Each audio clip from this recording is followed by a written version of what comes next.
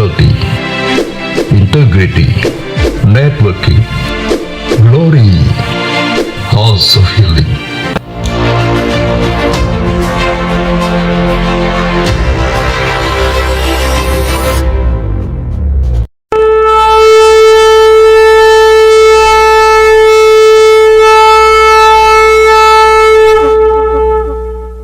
Apa yang dimaksud dengan Pentakosta ketiga? Pentakosta ketiga adalah pencurahan Roh Kudus yang dahsyat di zaman now, melebihi yang terjadi di Azusa Street. Pentakosta ketiga akan mengakibatkan penuaian jiwa yang terbesar dan yang terakhir sebelum Tuhan Yesus datang kembali. Pentakosta ketiga akan membangkitkan generasi Yeremia, yaitu anak-anak muda yang dipenuhi Roh Kudus, cinta mati-matian kepada Tuhan Yesus, tidak kompromi terhadap dosa, dan akan bergerak untuk memenangkan jiwa. Pentakosta ketiga lahir di Indonesia dan bergerak ke bangsa-bangsa. Gerakan ini dari timur ke barat dan akan kembali ke Yerusalem. Pentakosta ketiga akan memberikan kuasa untuk menyelesaikan amanat agung, dan setelah itu Tuhan Yesus datang kembali.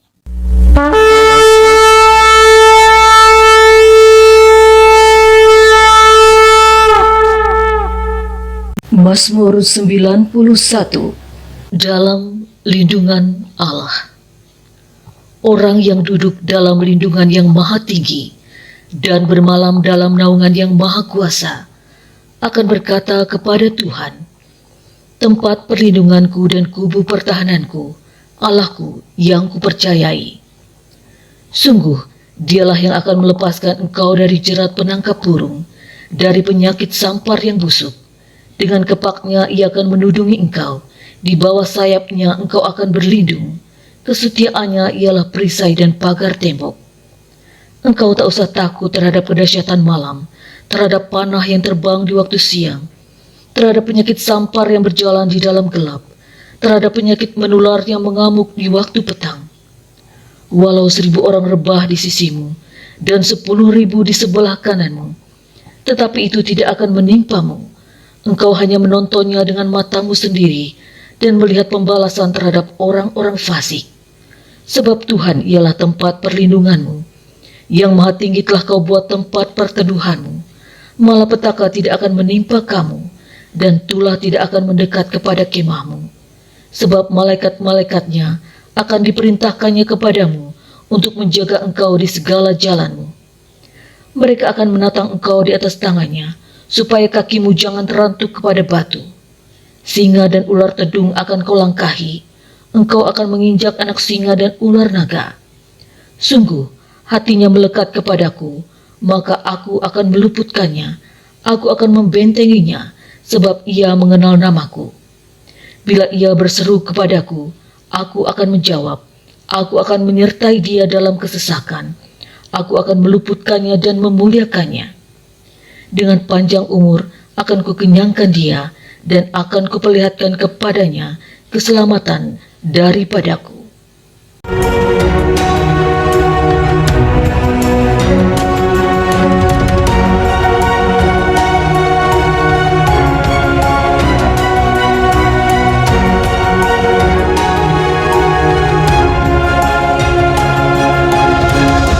Yesaya 53 ayat 4 dan 5. Tetapi sesungguhnya penyakit kitalah yang ditanggungnya dan kesengsaraan kita yang dipikulnya. Padahal kita mengira dia kena tulah, dipukul dan ditindas Allah. Tetapi dia tertikam oleh karena pemberontakan kita, dia diremukkan oleh karena kejahatan kita. Ganjaran yang mendatangkan keselamatan bagi kita ditimpakan kepadanya, dan oleh bilur-bilurnya kita menjadi sembuh.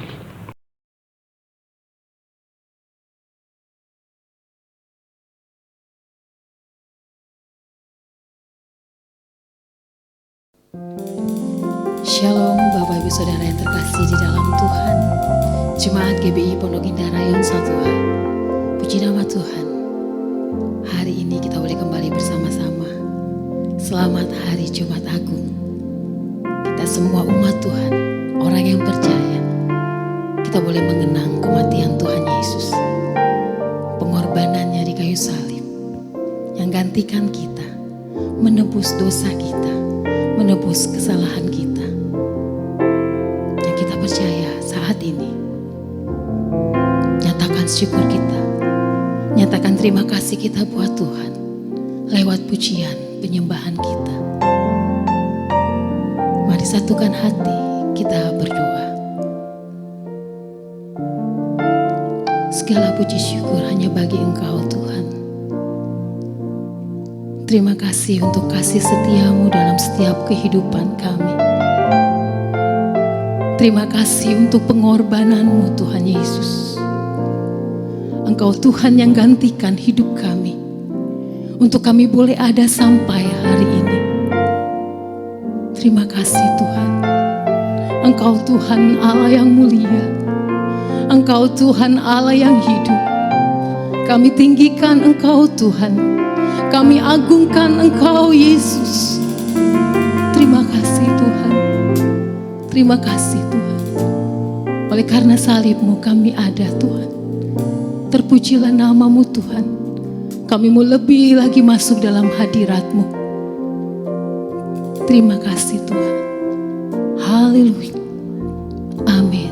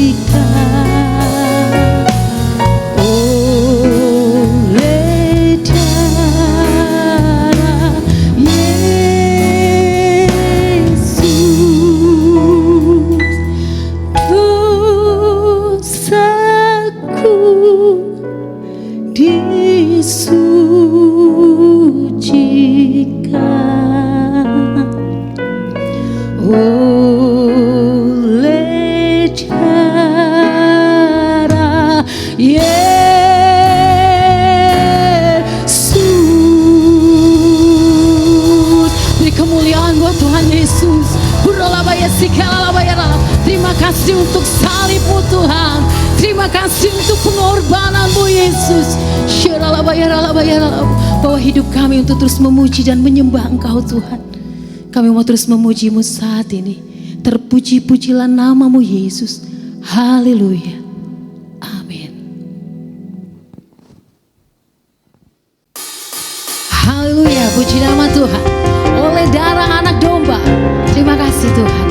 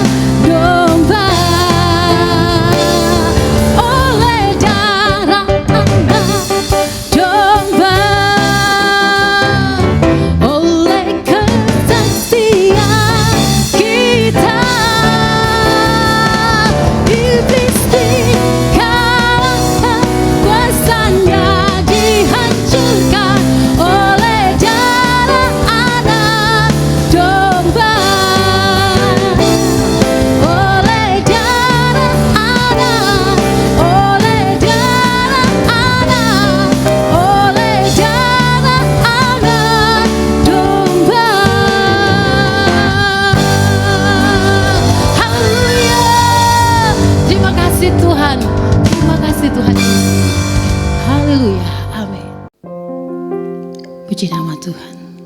Terima kasih Tuhan Yesus untuk pengorbanan-Mu Tuhan, untuk salib-Mu yang menyelamatkan hidup kami. Terus penuhi kami dengan kasih-Mu, dengan kebenaran firman-Mu Tuhan. Dan karya-Mu besar dalam hidup kami Tuhan. Terima kasih Tuhan Yesus.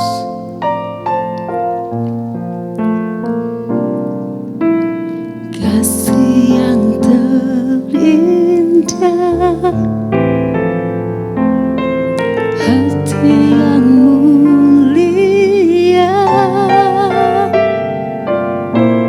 hanya ku temukan di dalam-Mu, Yesusku. Pujian dari hatiku selalu di setiap waktuku.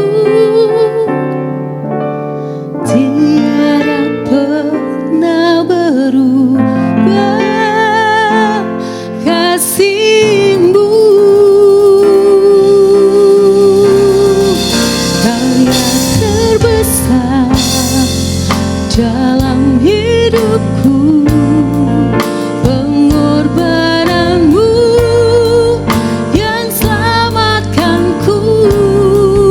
Engkaulah harta yang tak ternilai yang ku miliki dan ku hargai.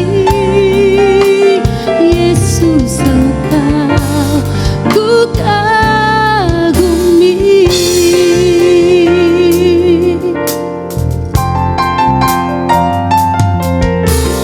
Kasih yang terindah, hati yang mulia,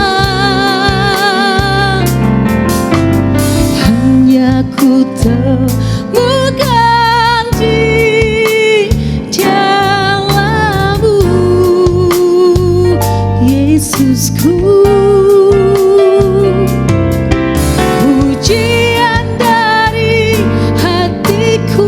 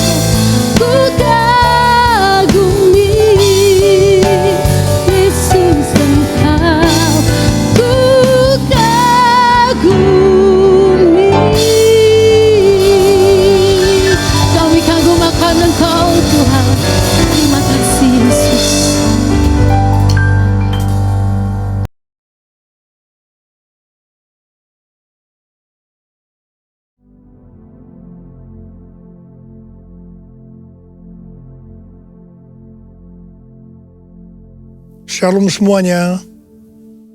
Hari ini adalah Jumat Agung, di mana kita memperingati kematian Tuhan Yesus. Kita akan merenungkan kembali kasih Tuhan Yesus yang luar biasa bagi kita semua. Yohanes 3 ayat 16 berkata, "Karena begitu besar kasih Allah akan dunia ini, sehingga Ia telah mengaruniakan anaknya yang tunggal, supaya setiap orang yang percaya kepadanya tidak binasa, melainkan beroleh hidup yang kekal." Ada apa dengan manusia sehingga Tuhan Yesus harus datang dalam dunia ini? Alkitab berkata, semua orang telah berbuat dosa dan telah kehilangan kemuliaan Allah. Upah dosa adalah maut, mati, tempatnya di neraka. Neraka adalah tempat yang sangat mengerikan. Jangan sampai masuk neraka. Karena itu Tuhan Yesus datang ke dalam dunia ini untuk menyelamatkan kita semua. Bagaimana cara Tuhan Yesus menyelamatkan kita? Alkitab berkata, Tuhan Yesus yang tidak mengenal dosa, dijadikan dosa oleh karena kita semua. Supaya di dalam Dia, yaitu mereka yang percaya kepada Tuhan Yesus, dibenarkan oleh Allah. Apa arti dari ayat ini? Tadi dikatakan, semua orang telah berbuat dosa dan telah kehilangan kemuliaan Allah. Upah dosa ialah maut, mati. Jadi Tuhan Yesus harus mati menggantikan saudara dan saya. Kalau kita melihat cara mati Tuhan Yesus, saya katakan sangat-sangat tidak manusiawi. Alkitab menuliskan ada 10 tahap penderitaan Tuhan Yesus dari Taman Getsemani sampai Golgota. Sangat mengerikan. Tahap yang pertama, ketika berada di Taman Getsemani, Tuhan Yesus berdoa kepada Bapa dalam keadaan ketakutan. Sampai peluhnya seperti tetes-tetes darah yang jatuh ke tanah. Pada saat itu seorang malaikat turun untuk menguatkan Tuhan Yesus. Tuhan Yesus berdoa kepada Bapa, "Ya Bapakku, jikalau sekiranya mungkin, biarlah cawan ini lalu daripadaku. Tetapi jangan seperti yang ku kehendaki, melainkan seperti yang kau kehendaki." Tuhan Yesus berdoa 3 kali seperti ini kepada Bapa. Tetapi Bapa tidak menjawab. Di sini Tuhan Yesus tahu bahwa Dia harus mengalami penderitaan ini. Di sini Tuhan Yesus mengajar kepada kita bahwa di dalam doa kita boleh menawar, tetapi jangan memaksakan kehendak. Bagi yang sekarang dalam keadaan ketakutan, kita harus ingat bahwa Tuhan Yesus pernah mengalami ketakutan untuk menebus dosa kita semua. Karena itu datanglah kepada Tuhan Yesus.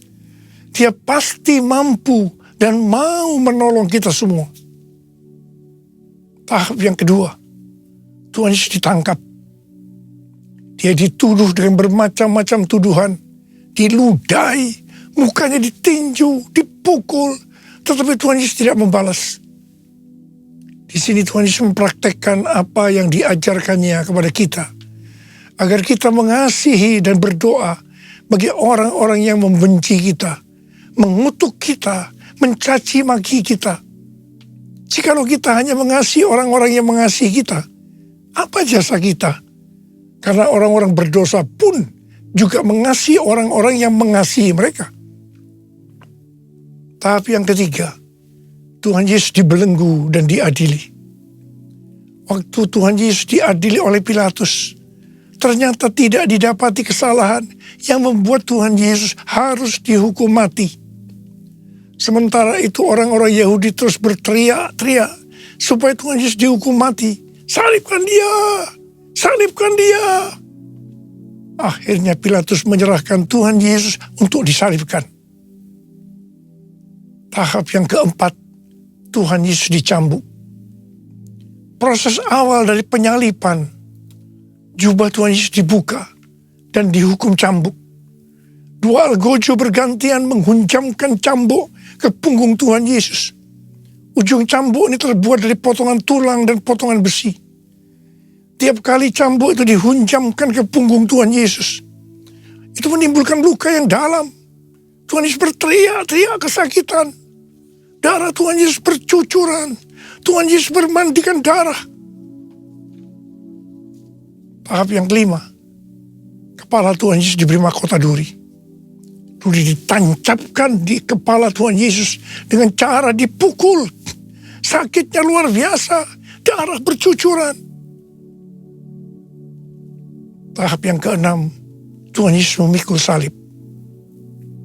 Dalam kesakitan, berlumuran darah, ditambah semalaman Tuhan Yesus tidak tidur, Tuhan Yesus harus memikul salibnya. Tuhan Yesus jatuh bangun karena tidak kuat. Maka Simon dari Kirene disuruh menggantikannya. Tahap yang ketujuh, tangan dan kaki Tuhan Yesus dipaku. Sakitnya luar biasa, darah bercucuran. Tahap yang kedelapan, Tuhan Yesus digantung di atas kayu salib. Pada saat itu Tuhan Yesus menderita secara lahir maupun batin. Secara lahir dia merasakan sakit yang luar biasa di sekujur tubuhnya. Dan juga merasa sesak karena ada cairan yang menekan jantungnya. Secara batin, Tuhan Yesus menderita karena Tuhan Yesus melihat semua orang yang lalu lalang menghujat dia. Ahli-ahli Taurat, tua-tua, imam-imam menghujat dia. Bahkan salah satu penjahat di sebelahnya juga ikut menghujat. Tahap yang kesembilan, Tuhan Yesus merasa ditinggalkan oleh Bapa. Sekitar jam 12 siang sampai jam 3 petang, tiba-tiba langit di sekitar Golgota menjadi gelap. Tuhan Yesus gelisah. Dan dia berteriak, Eli, Eli, lama sabachthani. Allahku, Allahku, mengapa engkau meninggalkan aku? Tuhan Yesus merasa ditinggalkan oleh Bapa. Orang yang berdosa pada hakikatnya dipisahkan dari Bapa. Jadi untuk menebus orang yang berdosa, maka Tuhan Yesus harus merasakan ditinggalkan oleh Bapa. Dipisahkan dari Bapa. Saya percaya ini adalah puncak penderitaan Tuhan Yesus. Penderitaan lainnya tidak ada artinya dibandingkan merasa ditinggalkan oleh Bapa. Bagi saya, kalau saya tidak bisa merasakan hadirat Tuhan, itu adalah hal yang paling berat dalam hidup saya. Karena itu saya setiap hari selalu menjaga langkah-langkah dalam hidup saya agar saya terus mengalami hadirat Tuhan. Kalau ada dosa, harus cepat diselesaikan supaya terus merasakan hadirat Tuhan. Saya berharap saudara juga melakukan hal yang sama seperti itu. Kalau ada di antara kita yang sudah tidak merasakan hadirat Tuhan dan kita menganggap itu hal yang biasa, kita harus bertobat. Tidak ada yang lebih berbahagia daripada kalau kita berada dalam hadirat Tuhan. Sebab Alkitab berkata, di hadapanmu ada sukacita berlimpah-limpah. Artinya di dalam hadirat Tuhan ada sukacita dan kebahagiaan yang berlimpah-limpah. Tahap yang ke-10. Tuhan Yesus berkata, sudah selesai. It is finished. Ya Bapa, ke dalam tanganmu kuserahkan nyawaku. Lalu Tuhan Yesus mati. Pertanyaannya, mengapa Tuhan Yesus harus mati dengan cara demikian? Mengapa tidak dengan cara yang mudah? Dipenggal kepalanya, selesai. Mengapa Tuhan Yesus harus mati dengan bermandikan darah? Alkitab katakan, tanpa penumpahan darah, tanpa penumpahan darah, tidak ada pengampunan dosa. Untuk mengampuni dosa saudara, dosa saudara, dosa saudara, dosa saya, Tuhan Yesus harus mati dengan cara demikian. Selain itu, apalagi yang Alkitab katakan dengan cara mati Tuhan Yesus yang seperti itu? Yang pertama, penyakit kitalah yang ditanggungnya. Yang kedua, penderitaan kita yang dipikulnya. Dan oleh bilur-bilurnya kita disembuhkan. Darah-Mu Yesus sucikan daku. Darah-Mu Yesus bebaskanku. Darah-Mu Yesus ubahkan daku. Ku dijadikan baru. Darah-Mu, darah-Mu Yesus sucikan daku. Darah-Mu Yesus bebaskanku. Darah-Mu Yesus ubahkan daku. Ku dijadikan baru. Ku dijadikan baru. Tuhan Yesus mati karena dosa-dosa kita. Dia dikuburkan. Tapi pada hari yang ketiga, Dia dibangkitkan. Haleluya! Tuhan Yesus tidak selamanya mati. Tetapi pada hari yang ketiga, Tuhan Yesus dibangkitkan. Apa yang Alkitab katakan? Kalau sampai Tuhan Yesus tidak bangkit. Yang pertama, sia-sialah pemberitaan firman Tuhan. Saya di sini memberitakan firman Tuhan. Tidak ada artinya. Sia-sia. Tetapi puji Tuhan. Tuhan Yesus hidup. Tuhan Yesus bangkit. Pemberitaan firman Tuhan menjadi tidak sia-sia. Hal yang kedua. Kalau sampai Tuhan Yesus tidak bangkit. Sia-sialah kepercayaan kita. Dan kita akan tetap mati di dalam dosa-dosa kita. Demikian juga dengan orang-orang yang mati di dalam Tuhan. Mereka akan tetap binasa. Tetapi puji Tuhan, Tuhan Yesus bangkit. Kita tidak akan mati di dalam dosa-dosa kita. Tetapi kita akan bersama-sama dengan Tuhan Yesus selama-lamanya. Haleluya! Hal yang ketiga, kalau sampai Tuhan Yesus tidak bangkit, kita adalah orang-orang yang paling malang dari segala manusia. Tetapi puji Tuhan, Tuhan Yesus bangkit. Kita bukan orang-orang yang paling malang, tetapi justru orang yang paling beruntung dari segala manusia. Ada berapa banyak orang-orang yang paling beruntung dari segala manusia? Angkat tangan saudara. Sebab Dia hidup, ada hari esok. Sebab Dia hidup, ku tak gentar. Aku tahu Dia pegang hari esok.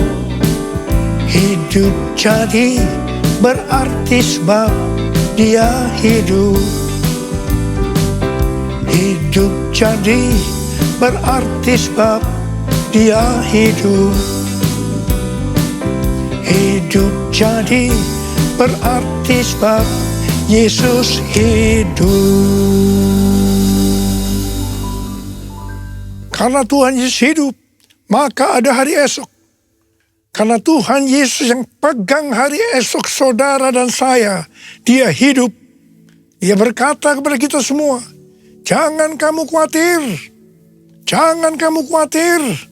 Apa yang akan kamu makan? Apa yang akan kamu minum? Apa yang akan kamu pakai?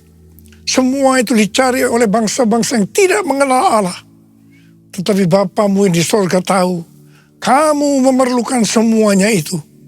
Karena itu, jadilah dulu kerajaan Allah dan kebenarannya. Maka semuanya, apa yang saudara butuhkan, akan ditambahkan kepadamu. Yang percaya katakan amin. Karena Tuhan Yesus hidup, maka mujizat-mujizat yang dilakukan oleh Tuhan Yesus masih ada sampai dengan hari ini. Orang buta melihat, orang lumpuh berjalan, orang tuli mendengar, orang mati dibangkitkan, orang kusta menjadi tahir, dan kepada orang-orang miskin diberitakan kabar baik. Karena Tuhan Yesus hidup, kita sedang melihat Pentakosta ketiga sedang digenapi, di mana melalui semua peristiwa yang terjadi saat ini, penuaian jiwa yang terbesar dan yang terakhir sebelum Tuhan Yesus datang kembali terjadi. Hari-hari ini terjadi kebangkitan generasi Yeremia, yaitu generasi anak-anak muda yang dipenuhi dengan Roh Kudus, cinta mati-matian kepada Tuhan Yesus, tidak kompromi terhadap dosa, dan akan memenangkan banyak jiwa. Karena Tuhan Yesus hidup, maka kita akan menyelesaikan amanat agung. Hari-hari ini Tuhan berbicara kepada banyak hamba-hamba Tuhan tentang tahun 2033. Tahun 2033 adalah peringatan 2000 tahun kematian, kebangkitan, kenaikan Tuhan Yesus ke sorga. Tahun 2033 adalah peringatan 2000 tahun pencurahan Roh Kudus, yang berarti peringatan hari ulang tahun gereja yang ke-2000. Peringatan 2000 tahun penyelesaian amanat agung. Pada Pentakosta tahun 2033, setiap orang akan mendapatkan kesempatan untuk berjumpa secara otentik dengan Tuhan Yesus melalui kuasa dan hadirat Roh Kudus. Rick Warren, seorang hamba Tuhan dari Gereja Baptis, mengatakan bahwa target untuk menyelesaikan amanat agung pada tahun 2033 sesuai dengan Matius 24 ayat 14, maka setelah amanat agung selesai, maka Tuhan Yesus akan datang kembali. Saya tidak berkata bahwa tahun 2033 Tuhan Yesus pasti datang. Yang saya katakan bahwa pada tahun 2033 Tuhan Yesus bisa datang kembali.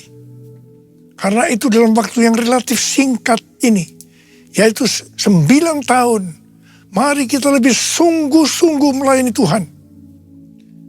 Karena Tuhan Yesus hidup, maka memasuki tahun 2024, Tuhan memberikan tema bahwa tahun 2024 adalah tahun untuk bangkit, jadi teranglah. Yesaya 60 ayat 2 dan 3 berkata, sebab sesungguhnya kegelapan menutupi bumi dan kekelaman menutupi bangsa-bangsa, tetapi terang Tuhan terbit atasmu dan kemuliaannya menjadi nyata atasmu. Bangsa-bangsa berduyun-duyun datang kepada terangmu dan raja-raja kepada cahaya yang terbit bagimu. Hari-hari ini Pentakosta ketiga sedang turun, dan Tuhan Yesus berkata dalam Matius 5 ayat 14 sampai dengan 16, bahwa kita adalah terang dunia. Hendaknya terang kita bercahaya di depan semua orang, supaya mereka melihat perbuatan kita yang baik dan memuliakan Bapa kita yang di sorga. Bangkitlah, terangmu sudah datang. Bangkitlah, terangmu sudah datang. Kemuliaan Tuhan telah terbit, kemuliaan Tuhan telah datang, kemuliaan Tuhan telah terbit atasmu, atasmu, atasku, atasku, atasku, sekali lagi, atasku. Bangkit dan jadi teranglah artinya kita harus berbuah. Tuhan Yesus berkata dalam Yohanes 15 ayat 1 dan 2, Akulah pokok anggur yang benar, dan Bapakulah tukang kebunnya. Setiap carang padaku yang tidak berbuah, dipotongnya, dan setiap carang yang berbuah, dibersihkannya, supaya ia lebih banyak berbuah. Kita ini adalah carang. Carang yang tidak berbuah dipotong, jatuh ke tanah, menjadi kering, kemudian dikumpulkan orang, dan dicampakkan dalam api, lalu dibakar. Jadi kalau kita tidak berbuah, akan apa akibatnya? Kita akan dimasukkan dalam api neraka. Jangan sampai tidak berbuah. Waktu Tuhan Yesus memberikan perumpamaan tentang penabur benih, dikatakan ada benih yang jatuh di semak duri. semak duri ini akan semakin besar dan menghimpit tanaman itu sehingga tidak berbuah. Ini menggambarkan orang yang mendengarkan firman, lalu kekhawatiran dunia, tipu daya kekayaan, dan kenikmatan hidup menghimpit firman itu sehingga tidak berbuah. Tuhan Yesus dengan tegas memberitahu kita bahwa faktor utama yang menyebabkan orang percaya tidak berbuah adalah kekhawatiran dunia, tipu daya kekayaan, dan kenikmatan hidup. Ini adalah tipu daya si iblis. Hal yang seperti ini banyak dialami oleh orang Kristen. Karena itu Tuhan Yesus berkata, bangkitlah, jadi teranglah. Artinya kita harus berbuah. Tuhan Yesus berkata, kalau kita tinggal di dalam Dia dan firman-Nya tinggal di dalam kita, maka kita akan berbuah. Bagi orang yang seperti itu, Tuhan Yesus berkata, mintalah apa saja yang kamu kehendaki, maka akan diberikan kepadamu. Dalam hal inilah Bapakku dimuliakan, bahwa kamu berbuah banyak dan menunjukkan bahwa kamu adalah murid-muridku. Galatia 5 ayat 22-23 berkata, namun buah roh ialah kasih, sukacita, damai sejahtera, kesabaran, kemurahan, kebaikan, kesetiaan, kelemah lembutan, penguasaan diri. Tidak ada hukum yang menentang hal-hal itu. Kembali kepada pesan Tuhan Yesus tentang carang yang berbuah, bahwa akan terus dibersihkan supaya ia lebih banyak berbuah. Ini berarti kita yang berbuah akan terus dibersihkan, mengalami proses pemurnian terus-menerus, sehingga akan makin bertambah kudus dan menjadi serupa dengan gambar Yesus. Sehingga pada saat Dia datang menjemput kita di awan-awan, kita akan mendengar nama kita dipanggil, dan selanjutnya kita akan bersama-sama dengan Tuhan Yesus selama-lamanya. Ada berapa banyak di antara saudara yang percaya pada saat Dia datang nanti, nama kita dipanggil, dan kita akan bersama-sama dengan Tuhan Yesus selama-lamanya. Ada berapa banyak yang percaya? Angkat tangan saudara. Katakan bersama saya, layak dipuji disembah, Kaulah yang bertata dulu, sekarang, dan selamanya. Raja atas segala raja, namamu besar termulia. Layak dipuji disembah, Kaulah yang bertata dulu, sekarang, dan selamanya. Raja atas segala raja, namamu besar termulia. Namamu besar termulia. Namamu besar termulia. Mari berbahasa roh. Berbahasa roh. Oria la la la la la la la la la la la, oria la la la la la la la la, oria la la la karena bayar la la la la. Tuhan, pengurapan-Mu turun ke atas kami semua ya Tuhan. Kami mau bangkit jadi teranglah. Kami mau bangkit jadi teranglah. Ya Tuhan, ya Tuhan, ya Tuhan. Tuhan, terima kasih. Terima kasih Engkau berkati anak-anak-Mu semua ya Tuhan. Kau menyertai anak-anak-Mu semua. Terima kasih. Terima kasih, terima kasih dalam nama Yesus. Haleluya, haleluya, amin. Saudara-saudara, kita akan masuk dalam perjamuan kudus. Kita akan mengingat ayat ini. Sebab setiap kali kamu makan roti ini dan minum cawan ini, kamu memberitakan kematian Tuhan sampai Ia datang. Perjamuan kudus adalah perjamuan Tuhan Yesus sendiri. Setiap kali kita masuk dalam perjamuan kudus, Tuhan Yesus selalu berkata, biarlah ini menjadi peringatan akan aku. Karena itu mari arahkan hati kita kepada kebaikan Tuhan. Supaya kita lebih mengasihi Tuhan Yesus. Supaya kita lebih mengasihi satu dengan yang lain. Mari kita tundukkan kepala. Bapa, siapakah kami sebelum kami mengenal Engkau? Kami semua orang berdosa. Upah dosa adalah maut, mati. Tapi Engkau yang tidak berdosa telah dijadikan dosa oleh karena kami. Engkau harus turun dari surga mulia, mati ganti kami dengan penderitaan yang luar biasa. Sungguh kalau kami pikirkan betapa baiknya Engkau ya Aba. Engkau jadikan kami sebagai anak-anak-Mu. Engkau berkati, Engkau tuntun, Engkau bela, Engkau lindungi. Engkau juga tegur kalau kami salah. Malah Engkau hajar kami. Itu Engkau ya Aba. Itu Engkau ya Aba. Tuhan akan memberkati kita semua melalui perjamuan kudus. Tapi Tuhan mau kita makan dan minum dengan cara yang benar.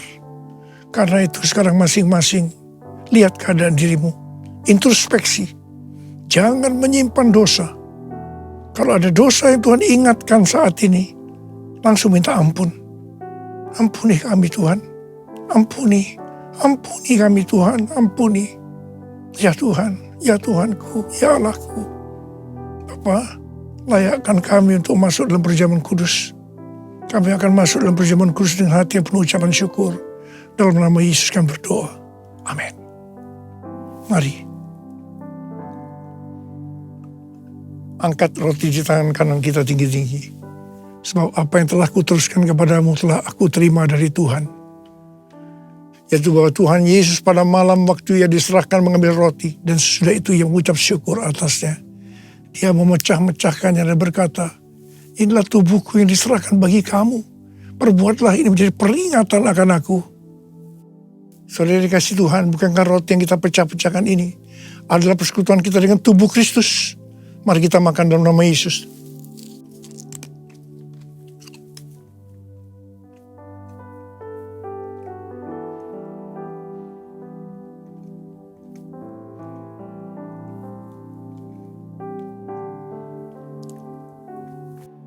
Angkat cawan di tangan kanan kita tinggi-tinggi.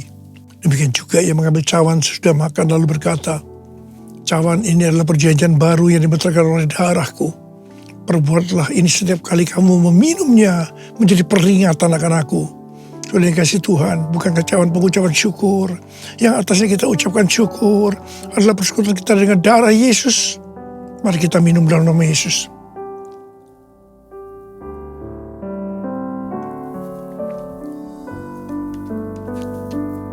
Angkat tangan kita di hadapan Tuhan.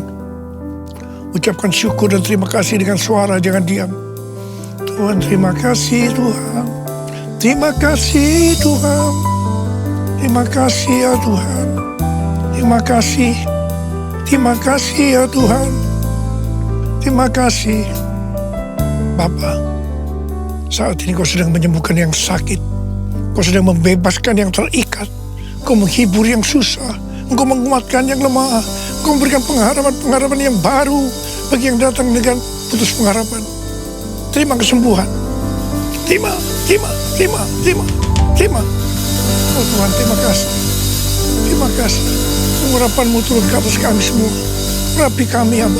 Urapi kami, Aba. Urapi kami. Terima kasih, Yesusku. Terima kasih, Yesusku. Puji syukur hanya bagi Tuhanku. Terima kasih, Yesusku. Terima kasih, Yesusku. Puji syukur hanya bagi Tuhanku. Puji syukur hanya bagi Tuhanku. Puji syukur hanya bagi Tuhanku.